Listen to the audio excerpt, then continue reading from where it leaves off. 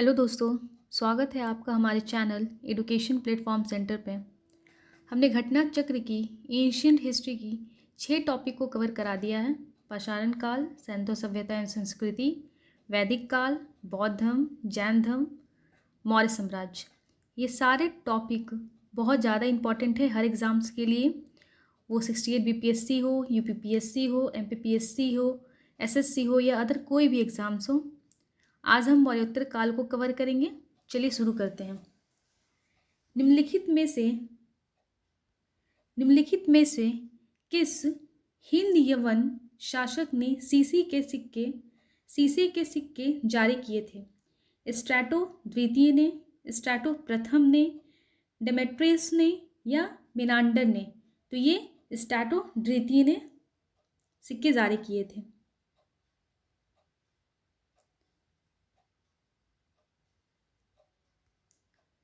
निम्नलिखित शासकों में से किसके सिक्कों पर संकर्षण एवं वासुदेव दोनों अंकित हैं?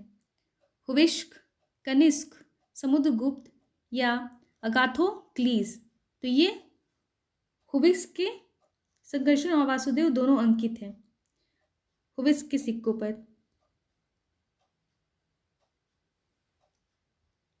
आप देख सकते हैं अफगानिस्तान के ए खानम से अगाथोक्लीज के सिक्के प्राप्त हुए हैं जिन पर वासुदेव, कृष्ण और संकर्षण का चित्र उकेरा गया है।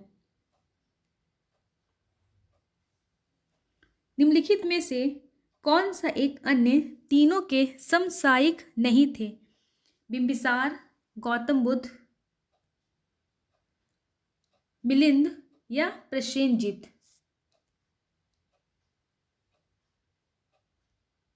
तो ये प्रसेनजीत को अन्य समसामयिक नहीं थे।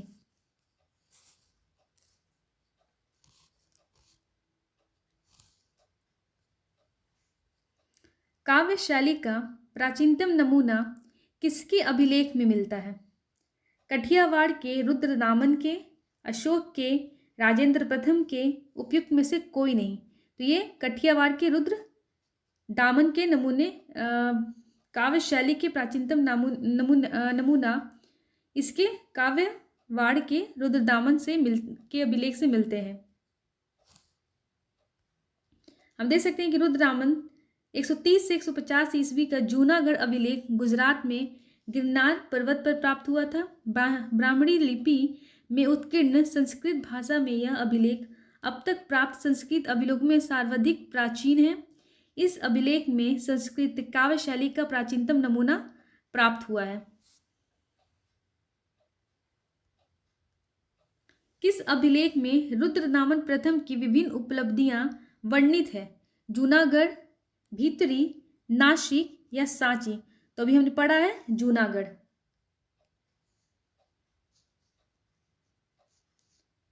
इसकी अगर व्याख्या देखते हैं तो गुजरात की जूनागढ़ से रुद्रदामन का एक अभिलेख प्राप्त हुआ है। यह जिस शिला पर उत्कीर्ण है उस पर अशोक के 14 विज्ञापनों पर एक प्रति तथा स्कंदगुप्त के 2 लेख भी खुदे हुए हैं। यह विशुद्ध संस्कृत भाषा तथा ब्राह्मणी लिपि में लिखा गया है। इसमें रुद्रदामन की वंशावली, विजयों, शासन, व्यक्तित्व आदि पर सुंदर प्रकाश डाला गया है।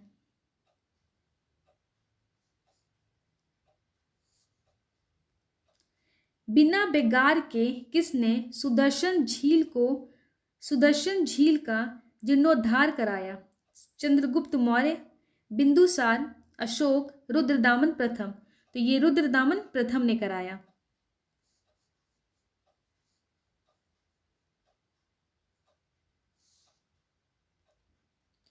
काद्रमक क्षत्रपों ने निम्नलिखित में से किस धातु में अति दुर्लभ सिक्के प्रचलित किया? ताम्र, रजत, पोटीन या स्वर्ण? तो ये ताम्र था।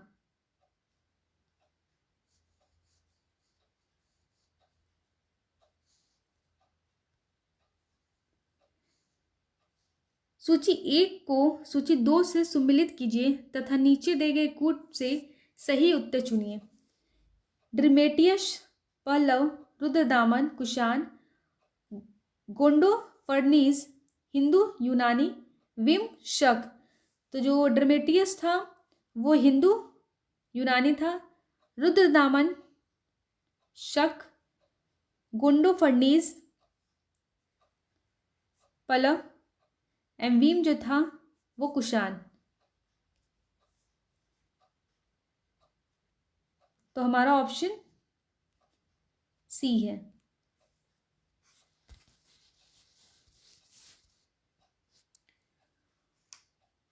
उत्तरी तथा उत्तरी पश्चिमी भारत में सर्वाधिक संख्या में तांबे सिक्के को जारी किया था इंडो ग्रीक ने, कुषाण ने, शकों ने या प्रतिहारों ने। तो ये कुषाणों ने, सॉरी।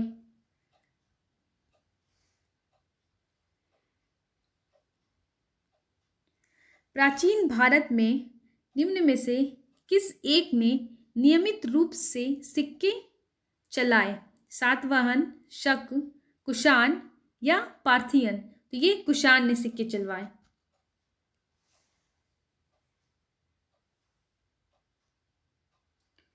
बुद्ध का सिक्के किसके सिक्कों पर अंकन हुआ? बुद्ध का किसके सिक्कों पर अंकन हुआ है? विम, कडफिसेस, कनिष्क, न पाण या बुद्धगुप्त। तो ये कनिष्क के सिक्कों पर अंकन हुआ है। निम्नलिखित में से किस शासक को सर्वप्रथम सोने के सिक्के जारी करने का श्रेय दिया जाता है? कुजूल, खडफिसेस, विम खडफिसेस, कनिष्क प्रथम या हुविष्क। तो वो विम कडफिसेस को जाता है। निम्नलिखित में से किसने भारत में स्वर्ण सिक्कों का प्रचलन नियमित उपयोग के लिए किया था? विम कडफिसेस ने, कुजूल कडफिसेस ने, कनिष्क ने या हर्मवीज ने। तो ये विम कडफिसेस ने किया था।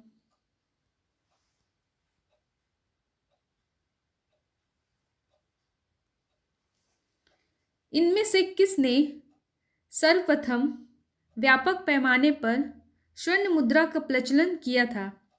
पुष्यमित्र शुंग ने, मिनांडर ने, विम कडफिसेस ने, गौतमीपुत्र सातकर्णी ने या उपयुक्त में से कोई नहीं या उपयुक्त में से एक से अधिक। तो ये विम कडफिसेस ने किया था।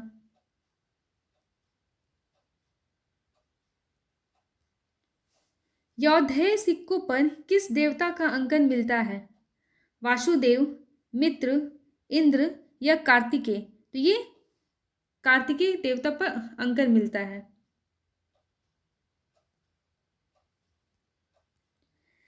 कनिष्क के सारनाथ बौद्ध प्रतिमा अभिलेख की तिथि क्या है? 78 ईस्वी सन, 81 ईस्वी सन, 98 ईस्वी सन या 121 ईस्वी सन। तो ये 81 ईस्वी सन में मिलता है। कुषाण शासक कनिष्क का राज्याभिषेक किस सन में हुआ?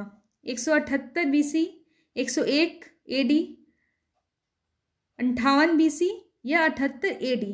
तो ये 78 एडी में मिलता है।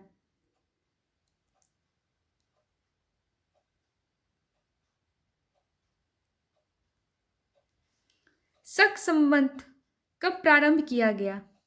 58 ईस्वी, 78 ईस्वी, 320 ईस्वी या 606 ईस्वी। तो ये 78 ईस्वी में किया गया।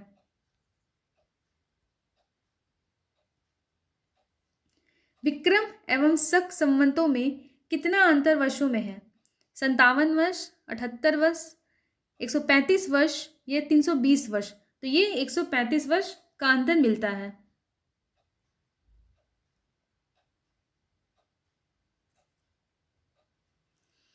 शक संवत पर आधारित राष्ट्रीय पंचांग कैलेंडर का एक चैत्र ग्रेगोरियन कैलेंडर पर आधारित 365 दिन के सामान्य वर्ष की निम्नलिखित तिथियों में से किस एक के तदनुरूप है?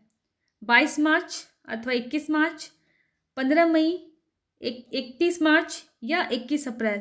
तो ये 21 मार्च अथवा 22 मार्च अथवा 21 मार्च को है।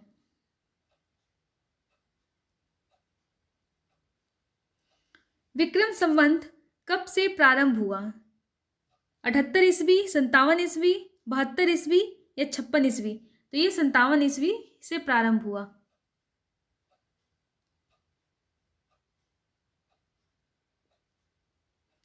निम्नलिखित में से कौन सा वर्ष दिसंबर 2009 में संघ संवत का वर्ष होगा? 1931 ईस्वी, 1952 ईस्वी, 2066 ईस्वी या 2057 ईस्वी, 47 ईस्वी? तो ये 1931 ईस्वी को।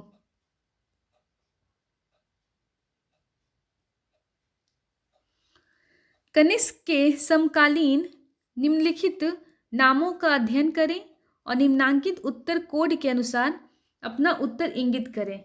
अश्वघोष, वसुमित्र, कालिदास, कंबन। तो ये अश्वघोष और वसुमित्र है। हम देखते हैं अश्वघोष कनिष्क राज कवि थे। वसुमित्र भी कनिष्क के आश्रित विद्वान थे। इन्होंने चतुर्थ बौद्ध संगति की अध्यक्षता भी की थी। कालिदास गुप्त काल में हुए थे, जबकि कंबन 12वीं शताब्दी के थे। अश्वघोष किसका समकालीन था? अशोक का, चंद्रगुप्त द्वितीय का, कनिष्क का, हर्षवर्धन का? तो ये कनिष्क का था। अभी हमने ऊपर पढ़ा। निम्नलिखित में से कौन सा एक कनिष्क के दरबार से संबंध नहीं था? अश्वघोष, चरक, नागार्जुन, पतंजलि? ये पतंजलि कनिष्क के दरबार से संबंधित नहीं है।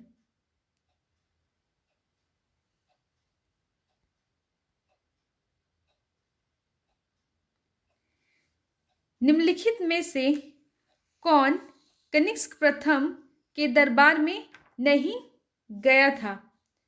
अश्वघोष, पार्श्व, वसुमित्र या विशाखा दत्त? तो ये विशाखा दत्त नहीं गए थे।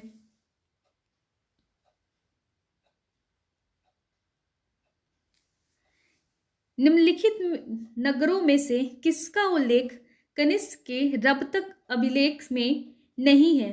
श्रावस्ती, कौशाम्बी, पाटलिपुत्र या चंपा? तो ये श्रावस्ती अभिलेख में नहीं है।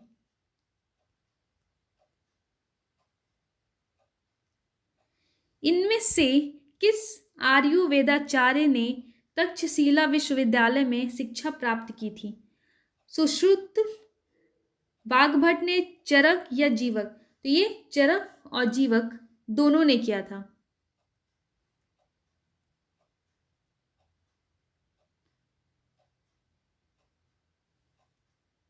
हम देखते हैं कौशल के राजा प्रसेनजीत बिंबिसार का राजवैद्य जीवक कनिष्क तथा राजवैद्य चरक बौद्ध विद्वान वसुबंधु चाणक्य आदि ने यही शिक्षा प्राप्त की थी। बौद्ध साहित्य से पता चलता है कि यह वैद्य एवं धनुर्विद्या की शिक्षा के लिए विश्व में प्रसिद्ध था। अतः स्पष्ट है कि इस प्रश्न का उत्तर सी और डी दोनों होगा।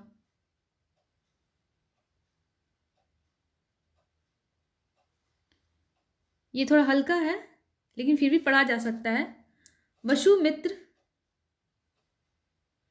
वसुमित्र सुंग द्वारा 2 अश्वमेघ यज्ञ किए जाने के बारे में जानकारियां किस लेख में मिलती है? सारनाथ, बेशन नगर लेख, अयोध्या लेख या हाथी गुम्फा लेख? तो ये अयोध्या अभिलेख से मिलता है। शुंग वंश के बाद किस वंश ने भारत पर राज किया? सातवाहन, कुषाण, कण्वा, गुप्त? तो यहां हम आंसर देख सकते हैं कण्वा। शुंग वंश का अंतिम राजा देवभूति अपने अमात्य वसुदेव के षड्यंत्रों द्वारा मार डाला गया था। वासुदेव ने जिस नवीन राजवंश की नींव डाली वह कर्ण या कवन्यायन नाम से जाना जाता है। शुंगों के समान यह ब्राह्मण वंश का था।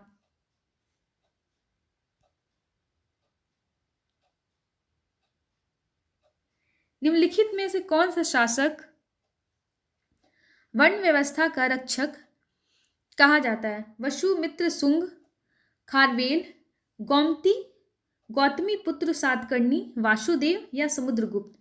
तो गौतमी पुत्र सातकर्णी को वर्ण व्यवस्था का रक्षक कहा जाता है।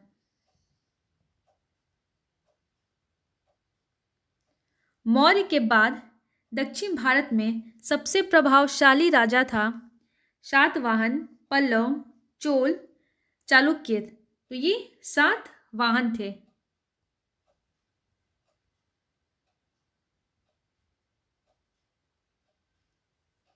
सिमुक निम्न वंशों में से किसका संस्थापक था? चेर का, चोल का, पांड्य का या सातवाहन का? तो ये सातवाहन का। किस चीनी जनरल ने कनिष्क को हराया था? पान चाओ ने, पान यांग ने, शी हुआंग टी ने या हो टी ने? तो ये पान चाओ ने चीनी कनिष्क को हराया था।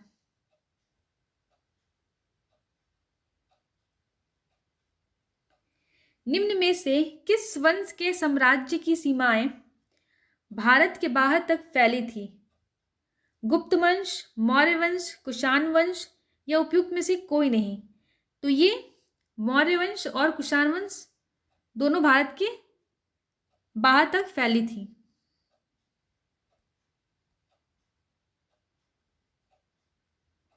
बाल विवाह की प्रथा आरंभ हुई मौर्य काल, कुषाण काल, गुप्त काल या हर्षवर्धन काल? तो ये कुषाण काल से आरंभ हुई।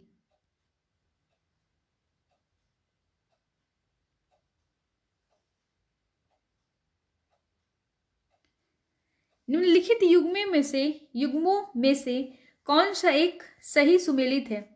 हड़प्पा सभ्यता, चित्रदूषण, मृंडभान, कुषाण गंधार शैली, मुगल अजंता चित्रकारी या मराठा पहाड़ी चित्रशैली? तो इनमें से कौन सा सही सुमेलित है? तो वह कुषाण सही है, गंधार कला शैली।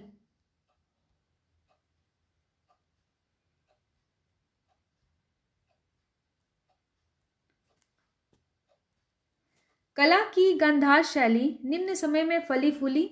कुषाणों के समय, गुप्तों के समय, अकबर के समय या मौर्यों के समय? तो ये कुषाणों के समय फैली।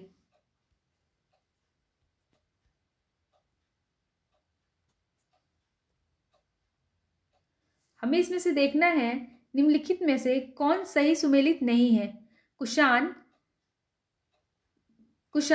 स्वर्ण एवं ताम्र, गुप्त स्वर्ण एवं रजत, सातवाहन स्वर्ण, कलचुरी स्वर्ण रजत एवं ताम्र। तो ये कौन सा सुमेलित नहीं है?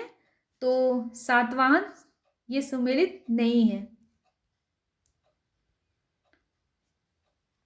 अगर हम इसकी व्याख्या करें तो देखते हैं कुषाणों ने सर्वाधिक शुद्ध स्वर्ण के सिक्के चलवाए थे। यद्यपि भारत में सर्वप्रथम हिंद यवन शासकों ने स्वर्ण सिक्के चलवाए थे तो स्वर्ण के अतिरिक्त कुषाणों ने ताम्र सिक्के चलवाए थे। गुप्तों ने स्वर्ण एवं रजत के तथा कलचुरी शासकों ने स्वर्ण, रजत एवं ताम्र के सिक्के चलवाए थे। सातवाहन शासकों ने स्वर्ण सिक्के नहीं चलवाए थे। उन्होंने चांदी, तांबा तथा शीशे के सिक्के चलवाए थे। तो आज का हमारा सेशन यहाँ समाप्त होता है। हमने लगभग 39 क्वेश्चंस किए हैं। बहुत सारे क्वेश्चंस इसमें से हटा दिया गया है क्योंकि बहुत सारे क्वेश्चन बहुत बार रिपीटेड हैं। तो हमारा लगभग 7 चैप्टर टॉपिक कंप्लीट हो गया है जो कि बहुत ही इंपॉर्टेंट है एंशिएंट हिस्ट्री से। और घटना चक्र तो हर एग्ज़ाम्स के लिए इम्पॉर्टेंट है क्योंकि हम देखते हैं कि यूपीपीएससी हो, एआरओ हो, एमपीपीएससी हो, बीपीएससी हो, हर एग्ज़ाम्स के लिए घटना चक्र बहुत ही अच्छी बुक होती है और इसकी क्वेश्चन आंसर डायरेक्ट एग्ज़ाम्स में देखने को मिलते हैं। चलिए ठीक है, हम आज यहाँ सेशन समाप्त करते हैं।